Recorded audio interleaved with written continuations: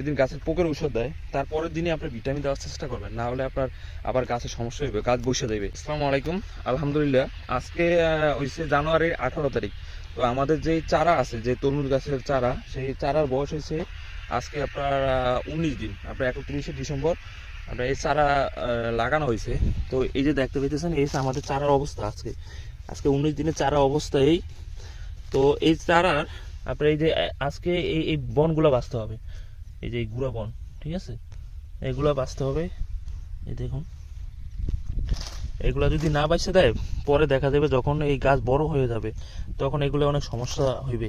এই বনগুলো অনেক বড় হয়ে যাবে, এখন তো ছোট ছোট আছে, এখন এগুলো বাঁচতে দেওয়ার সময়। তো এই দেখতে পাইতেছেন মানে অনেক বন, এমনি খেতে অতটা বন হয় নাই, এই যে খেতে অতটা বন হয় নাই, কিন্তু এই যে তাওয়াতে আপনার অনেক বন হয়ে গেছে, এই যে গুঁড়া গুঁড়া বন। তো এগুলো আজকে বাঁচতে দিতে হবে। তারপরে আজকে অবশ্য আরেকটা কাজ আছে। আপনার কালকে যেই দিছি আপনার পোকের ঔষধ দিছি, পোকের ঔষধ দেওয়ার পর আপনার গাছের অবস্থা কিছুটা হয়ে গেছে।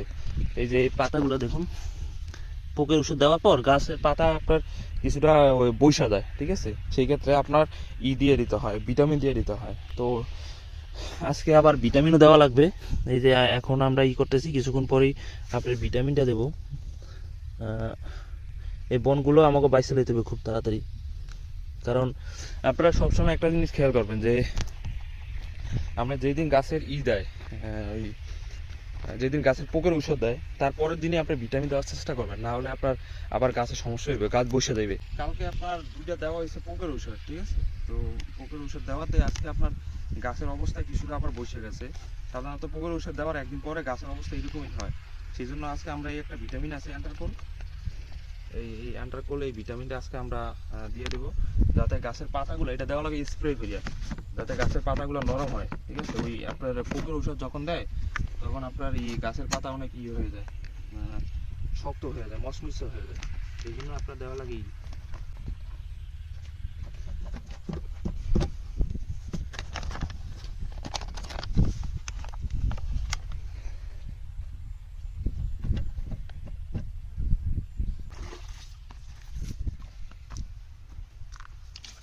তো আমরা সকালবেলা আইসে আপনার এই যে গাছে যে গুঁড়া বন ছিল, ঠিক আছে, ওই বনগুলো আমরা বাঁচছি।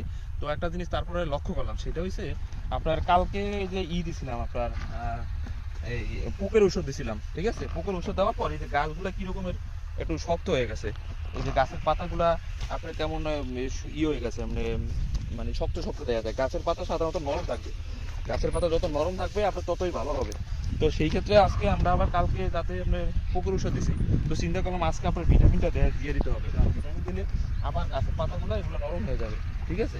এই যে গাছের পাতাগুলো দেখতে কেমন চারা চারা দেখা যায়, তো এরকমই দেখা যাবে না, তাহলে আপনার সমস্যা। তো আমরা চেষ্টা করতেছি আপনার গাছগুলো সঠিকভাবে পরিচালনা করতে। আপনার তারপরেও কিছুটা ভুলের কারণে আমাদের গাছগুলো অনেক দিন আপনার বৈশা ছিল, গাছগুলো অতটা গ্রোথ ছিল না। তো মোটামুটি এখন আলহামদুলিল্লাহ এই যে গাছের এই যে ছাড়ছে আপনার, গাছের এই আগা ছেড়ে দিছে। আর কত অল্প কয়েকদিনের ভিতরে ইনশাল্লাহ এই ক্ষেত দেখবেন পুরোপুরি বইলে গেছে। তো আমাদের জন্য দোয়া করবেন যাতে আমরা আমাদের কাজগুলো সঠিকভাবে পরিচালনা করতে পারি। আর আমাদের যারা ভিডিও দেখেন তারা হয়তো বা অনেকে তরমুজ সম্পর্কে অনেক তথ্য জানেন, ইনফরমেশন জানেন।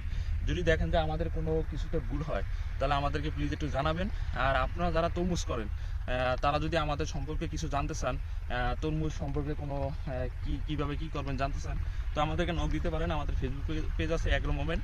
আর আমাদেরকে দোয়া করবেন, আমাদের সাথেই থাকুন। আসসালামু আলাইকুম।